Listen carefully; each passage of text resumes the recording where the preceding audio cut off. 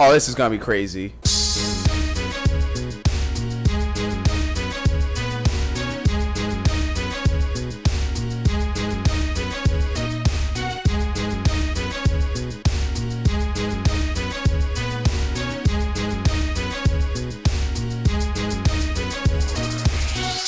Okay, destroy the building.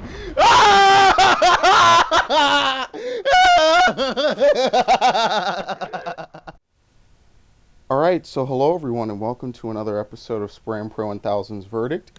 I am SpraynPray1000. It is the first episode that I have done in quite some time, for which I apologize. But today we are going to talk about, well, today I'm actually going to review two games, but the first that I'm going to talk about is going to be Metal Gear Solid 5, The Phantom Pain. Now, I may or may not have footage for this game up while I talk about this verdict. I apologize if I do not. I will probably just go grab a couple of random videos and re-put them up. I'm not going to be dealing with source material though, so. But now that's out the way. Basically, what we're going to start off with is Metal Gear Solid 5 is the conclusory act to the entire Metal Gear franchise, being that it links the Big Boss timeline into the Solid Snake timeline. It's sort of the game that gives you all the answers of how the stage gets set for future Metal Gears, and it wraps up the beginning sort of timeline with Big Boss and his group of characters. And it starts off basically with Big Boss in a hospital after the events of Ground Zeroes, and his struggle to escape, to rebuild his organization of MSF as Diamond Dogs, and basically get back to work in the PMC business while also seeking revenge on the people that put him there. And so the game starts out, you'll recognize a lot of familiar characters right off the bat. And the biggest difference about this game from Peace Walker and even MGS 2 and 3 is that this game is completely open world. It's completely free roam. It's not like MGS 3 where it's kind of simulated but more or less on rails. It's not like Peace Walker where you basically deploy and each mission is its own instance. The entire world of MGS 5, at least between the three different areas in the game, each area is completely seamless, is completely, no loading times at all traveling between these worlds or traveling through these worlds. And that changes the entire pace of the game, and not just of the gameplay, but also of the story, which I'll get to in a little bit. But I'm going to start out with the gameplay. So the gameplay is fairly similar to what you saw in Ground Zeroes, being that Ground Zeroes was kind of one gigantic tech demo for the game, and also in terms of story was kind of a prelude. It's played from a third-person perspective. You control Big Boss. You can run him around the areas. You can go into first person while your weapon is readied, and doing so will allow you to, I don't know, maybe some people might prefer it because it gives you more precise sort of aiming. And it's pretty seamless because unlike MGS3, you can also move while doing it. So it turns the game from not only a third-person shooter but also into a first-person shooter, which is pretty cool. And you can switch between them at any time, and I really like that. The stealth, of course, because this is a Metal Gear game after all, the stealth aspect of this game is amazing. The fact that you can have different stances, and each stance you can move around in. I really like that about this game, because usually in Metal Gear Solid games, it's one or the other. You can either crouch walk, or you could lay down, but you can't do both and move.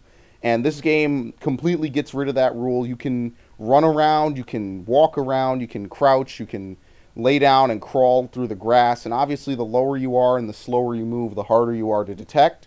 So again, it all factors into the whole approach of how you want to do things. And speaking of how you want to do things, this game offers you a lot of choices on how you want to accomplish missions. Now, don't get that misquoted. Some missions have to be done maybe stealthily, some have to be done open combat. So it depends based on missions or whatever you're doing in free roam.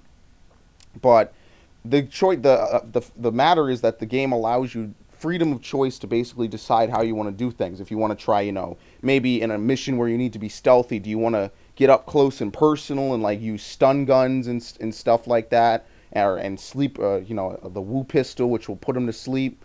Do you want to, snipe out everyone from afar? Do you want to do a little bit of both? And if you're going in combat style, do you want to go in with, heavy infantry? And do you want to call in helicopters for support, or do you want to go in by yourself? And basically, there's tons of different ways to do things in this game, which is honestly, in my opinion, well, it is a review, but in my opinion, I think that that adds a lot of replayability to a lot of different missions. You know, maybe you might want to do a mission a certain different way. Some missions, of course, similar to Ground Zeroes, can be beaten very quickly if you know exactly what to do. You can almost sort of sprint through some of the shorter ones in like 2 to 3 minutes, whereas some of the other missions are longer. The boss missions return in this game, although they're not as numerous. And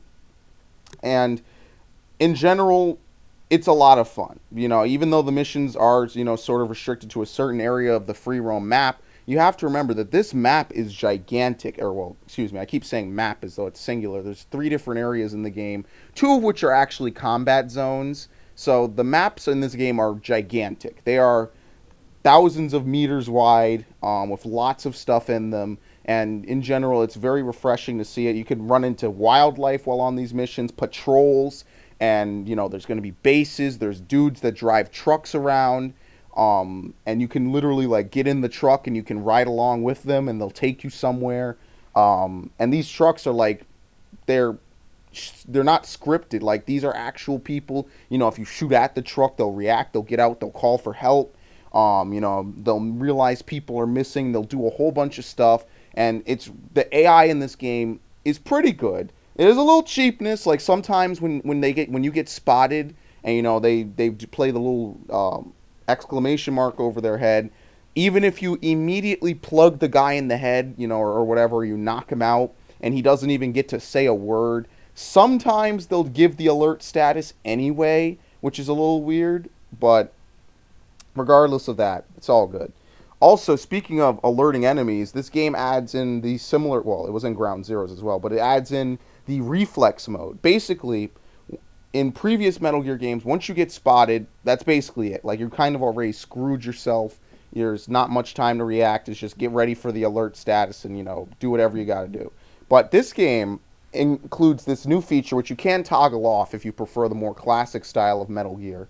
This game includes the reflex mode, which is basically whenever an enemy spots you and there's, you know, you're guaranteed to go into alert, the game will slow down, like slow motion style, and you'll be able to aim you, and basically it's giving you a chance to kill or subdue the guy before he can raise the alarm. And you can trigger it with multiple enemies. You can actually intentionally trigger it, so that way you can take out multiple guys that otherwise would be very difficult to take out. You know, basically you can plan yourself around it. It's good at, you know, both as a safeguard and also as an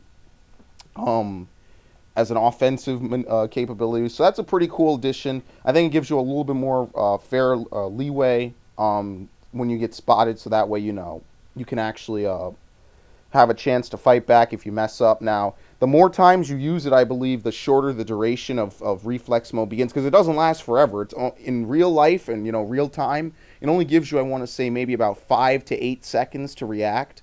And in that time, remember, you have to pull out a weapon, assuming that you don't know, you just ran into someone. You have to figure out where the guy is, which they give you somewhat of an indication. You have to pull out your gun and you have to shoot him in the head. And, you know, if you're using a tranquilizer gun, you got to pull back the gun every single time. You got to pull back the bolt. Well, that's for the snipers, but you don't exactly get to hose someone down unless, of course, you're just trying to kill them, which is a different story. Additionally, they bring back the Peace Walker system from Metal Gear Solid Peace Walker, where you have a base that you're building up. You have guys that you're training. Each guy is proficient in one of a couple different what's the word I'm looking for? Fields. So, for example, there's a medical team, and some people are better at research and development. There's a combat unit that'll bring in money, and you can send on dispatch missions. And there's a R&D team. Or I said R&D already. There's a base development team that will help further mine minerals and stuff that you can use to upgrade your weapons and equipment. And, you know, just stuff like that. There's an intel team that will now mark enemies' predetermined paths before you get to an area. They'll tell you when weather is approaching, because that's right, there's weather elements in this game. So, for example, one of the areas is Afghanistan. And basically, there's going to be lots of sandstorms occasionally coming in. And during a sandstorm, you know, enemies can't see you very well, so it allows you to be a little more bold. But at the cost, you're not able to see anything as well unless you use night vision. Additionally, there's rain in another area. There's lots of cool stuff. There's cloudy weather, sunny weather, that kind of stuff. And also, this game allows you the choice of whether or not you want to deploy at night or day or whenever, which is also pretty good. You can pass time by smoking a phantom cigar, and you can even do it on missions, although I would risk advise that because you could fast forward beyond the mission deadline.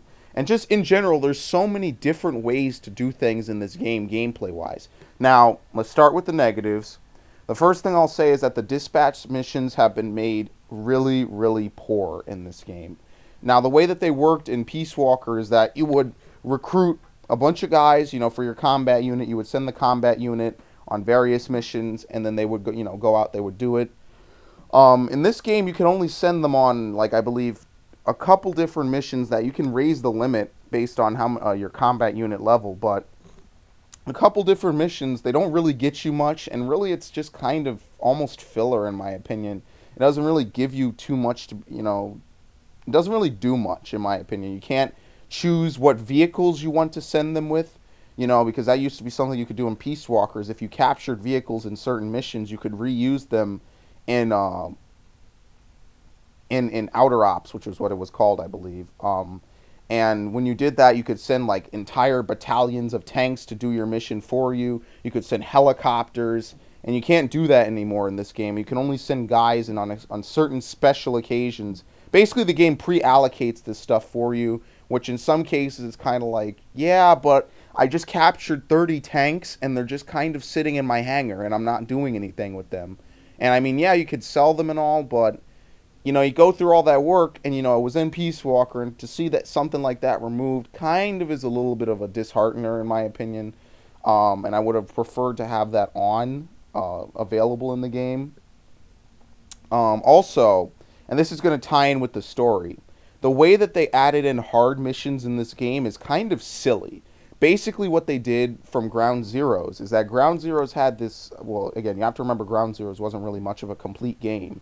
But Ground Zeroes was essentially, you had a normal mission and then you had a hard mission. And basically the hard mission, had faster AI, smarter AI, better vision for them. You had less health and all that stuff. And what they did in Phantom Pain is certain missions will then be added back to the mission list as later missions. So let's say we have Mission 10, which is to kill a bunch of guys. Or, okay, actually, let me not do that. Mission 10, which is to rescue a hostage and to destroy surveillance equipment, right? And you can do it however you want. It's Mission 10, it's early on. Mission 50-something will then be Mission 10 with a modifier. So the modifiers can be like Extreme, which is enemies do a lot more damage. You take a lot more. It could be Subsistence, which is, pure stealth.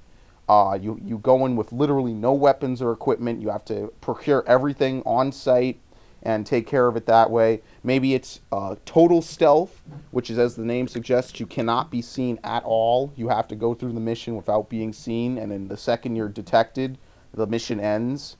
What else is there? I think there's like one or two other ones. But basically they added modifiers for this game, and they really used them in like the poorest way possible. Because they could have kept the Ground Zero slider where you just push a button and you play it on hard mode. Instead, they only give you select missions in this game to replay with select difficulties. Like, you can't play Mission 10 on Subsistence one day and then say, oh, but I want to try it on Extreme the other day. I feel that at least adding that addition for most of the missions would have really extended the replayability, would have really made for a lot of interesting gameplay. I really think that would have been over the top and would have been an excellent thing to include. Secondly, about the gameplay, I already mentioned it, the bullshit sometimes where the guys will see. I think that the controls could have been a little more defined. There's like, on the, at least for combat, I don't know about everything else, but there's like the square button is only really bound to belly flop, which I feel that they could have added a few more things in, it just redesigned it a bit more. And the controls are good, they are pretty responsive, but I just feel like certain buttons could have been elaborated on. Partner commands also could have been a little bit elaborated on. They do have some pretty cool stuff with the different buddies, as they're called in the game, that you can take out into the field. I feel that they could have elaborated on two characters in particular. But yeah, so That's just me. I think that the gameplay of this game is stellar. It's outstanding. They really deserve a standing ovation for it because they really went over the top for this game with a lot of the different things you can do. So now that I've talked about the gameplay fairly a lot, um, I'm going to talk about the story with, as spoiler free as possible. Actually, really, the only thing I need to talk about for the story is what I didn't like about it, which I'll keep spoiler free. Essentially, what happens is that this game feels unfinished at the end. Now, that's not to say that the ending of the game is not good. It just feels like not very much happens in this game. And at the same time, what does happen kind of opens up more questions that are just kind of left unanswered. And so I'll give certain examples, but I'm not going to obviously give detailed examples. What happens is at the start of the game, the narrative is great. You know exactly what you're getting into. It's fantastic. It's everything you would have waited for about a year and a half, and it's just spectacular, okay? Then the game goes strong for a few missions as you get set up into the role of big boss, and you do all this other stuff, and then it kind of goes into a lull. And this is something that I guess was a problem that we kind of overlooked when we what the hell is my turtle doing? Holy shit. This is a problem that we kind of overlooked, I guess, when we made, or when they made the game open world. Basically, the game doesn't, Metal Gear itself doesn't really translate well to an open world style of a game, in my opinion, at least story wise, because a lot of the missions in this game end up feeling like filler, end up feeling like just stuff to do. And yeah, there might be one or two things that are pertinent to the story, but they really, the most of the main missions in this game really feel like glorified side ops that kind of got the wax, superb, amazing treatment of being, well done. So, in my opinion, it really kind of detracts from the game because they really could have had a strong narrative throughout the game, because the game has a great beginning narrative, a great middle narrative, and then a great ending narrative. But in those little pits of the story, it kind of just goes on to monotonous kind of, oh, well, glorified side ops main missions. Some of the main missions are very important, but some of them are just like, go here, extract a guy, blow up a reserve, and then leave, and then that's the mission. It just feels like side ops, in my opinion. Like, it's not really a main mission per se at all. And it doesn't really advance the story outside of, oh, well, he gave us intel about one little thing, that's okay, but that I wouldn't give a main mission status to a mission that's that short, you know what I mean, and has that little. And on the flip of that, the game is divided into two acts. The first act of the game, despite having, those problems I just mentioned, feels coherent. It feels like it was fully thought out. It feels like it has a good ending. It opens up for the second act very nicely, and I really enjoyed the first act. There was never a dull moment with the first act.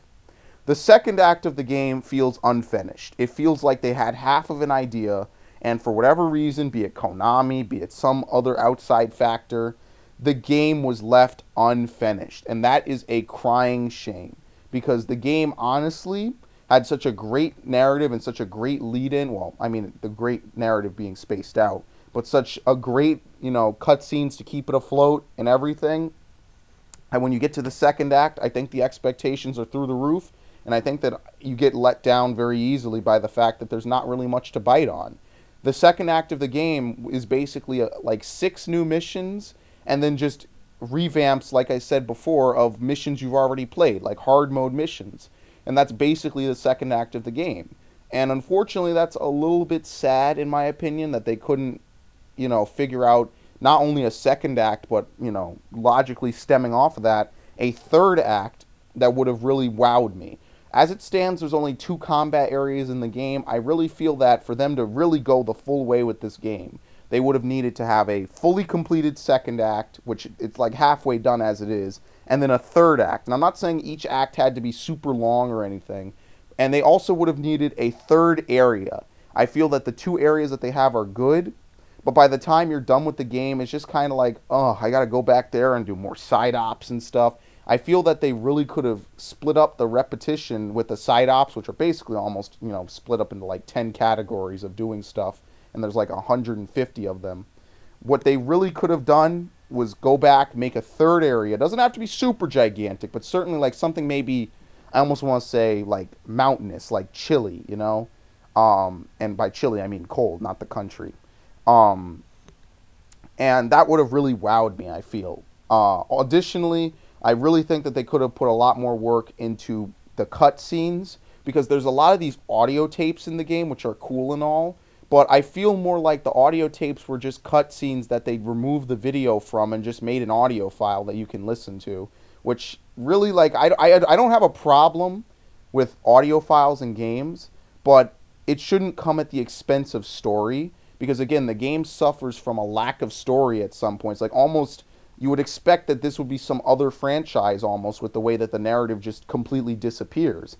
And while in between the main narrative chunks they do have really well done cutscenes, those are even few and far between themselves. So I really feel that if they wanted to go the full way with it, they would have needed to add in more story. And, you know, the missions need to be more story oriented instead of side ops oriented. The cutscenes that you do have need to be more integrated. The audio logs are good. You know, they certainly reveal a lot about the game and about the universe, and they're really worthwhile to listen to.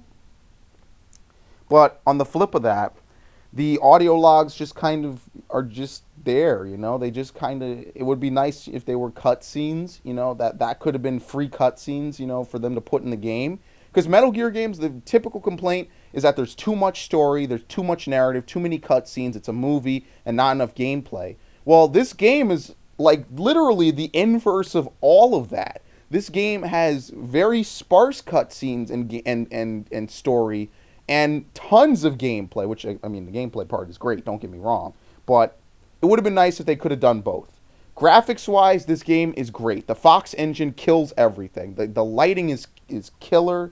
The character design and the detail on the hairs of people's faces and the skin is stupendous. So the graphics from this game would get a near-perfect score out of me because it is just great. This game runs flawlessly. It looks amazing. It's everything and more you would have expected graphically.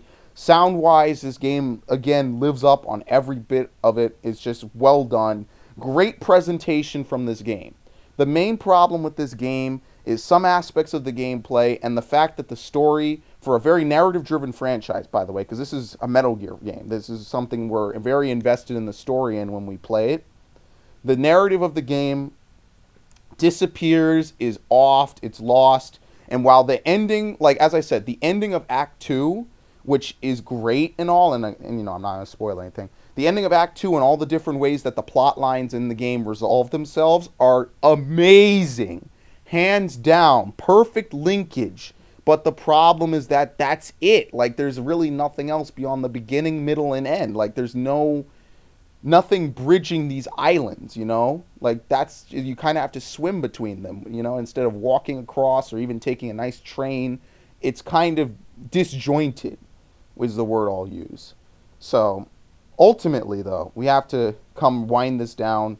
What would I give Metal Gear Solid 5, The Phantom Pain? Well, when you think about how much work went into this game, how much heart and soul went into this game, I can't give it a 100. I can't give it a perfect score. I don't see how the people that reviewed it could give it, because it's very clear that the second half of the game is kind of like a stub. You know, it's not really fully done, and it really cries out for some third ending. There's actually a hidden mission that I think is like 30% done in the game's files, or something like that, Mission 51, which is, again, you know, it's been leaked. You know, some people on the PC have gotten it out, and I'm not going to say anything more about it. But it feels like they needed more. They wanted to add more. And I'm going to talk about this after I give my score for like 2 seconds. I'm going to give my thoughts on it. But what would I give Metal Gear Solid 5, The Phantom Pain? I'm going to just go ahead and I'm just going to give it an 88 out of 100. It does a lot of really good stuff. It does a lot of interesting stuff. It's definitely, when you spend $60 on this game, you get your money's worth. If you're a Metal Gear fan or if you're just looking for something interesting, the game is easy to jump into, but certainly in-depth and challenging, that it makes you want to, you know, get better and progress and think about your environments and how you approach an objective and picking your loadouts carefully. So Metal Gear Solid 5 gets an 88 out of 100 from me. Good game. The problem, of course, being in at least 10 of those points disappearing into the aether, being from the fact that the game is unfinished, the story feels like it has a lot of loose ends, and for a game that was supposed to give me more answers and solve more problems than this, it really doesn't. You know what I mean? It really leaves a lot to be desired. It actually opens up potentially more questions than what it answered from what we had at the start. So a lot of this is from the story. So 88 out of 100. That's my review. And also the multiplayer is kind of basically like third-person Gears of War. It's not really very tactical at all. But now what I think honestly happened, and this is something that, I can only speculate based on the little research I've done, is that something happened, because we all know at this point what happened with Kojima and Konami, that they basically screwed them out of it. They're moving to pachinko machines. They're done basically making AAA games. They're closing down all their studios and whatever. Now, this is just my speculation, but what I think happened is that this stuff at Konami, this whole shift towards pachinko and mobile and completely ditching a lot of the franchises that made them big in the first place, like Silent Hill, with the whole Silent Hills debacle, and Phantom Pain and Metal Gear and Castlevania and all this other stuff. I think that a lot of it stems from 2013, as early as 2013, or actually as late as 2013 in my theory, because if you look at the trailer footage for Phantom Pain from 2013 and even 2014, the game literally has not changed. Like, the cutscenes in the trailer are almost identical, if not perfectly identical, to the cutscenes in Phantom Pain, the retail version, just maybe with like a few different filters, obviously, but with no context. The cutscenes, and I'm talking not just like cutscenes from the beginning and middle of the game, I'm talking like literally the endings of the game are in the cutscenes just with no context. And so when you look at the trailer, you have no clue what's going on, but you look at the game and you beat the game and it's like, wow, that was the same thing that was in the trailer 2 years ago. So I think that development on this game got snubbed as early as 2013 to 2014, and I don't know if it was just sitting on shelves, sitting around and they were trying to hash things out or whatever, but they really didn't add any new story to this game. Like, the missions that conclude the story and the narrative of this game are in those trailers, which means that the cutscene was already done as early as 2013. So they haven't really developed the story at all since 2013, which is kind of, I don't know what's going on. And I mentioned this after I do my review, because this does not affect the review of what I have in front of me. This is just like speculation on my part, because it's just like, it's so weird that a franchise known for being a strong narrative and being so well loved gets fucked over like this. And I really think that Phantom Pain, which honestly should have been one of the best games of our console generation and maybe even of this decade, or no, excuse me, even of this millennium. Again, we're only 15 years into it, but it honestly could have been the next Ocarina of Time. It could have been the next Final Fantasy VII if they went the full way, which they didn't, which is a shame, and unfortunately it is what it is, So it's definitely a good game, worth the 60, but on the flip of that, the game leaves a lot to be desired. Alright, so that's going to be it for the Phantom Pain review. I'm SpraynPray1000. Hopefully this is interesting to you guys. Definitely go pick up this game if you're looking for something good this year. And I will see you guys next time. So peace out, take care, and enjoy.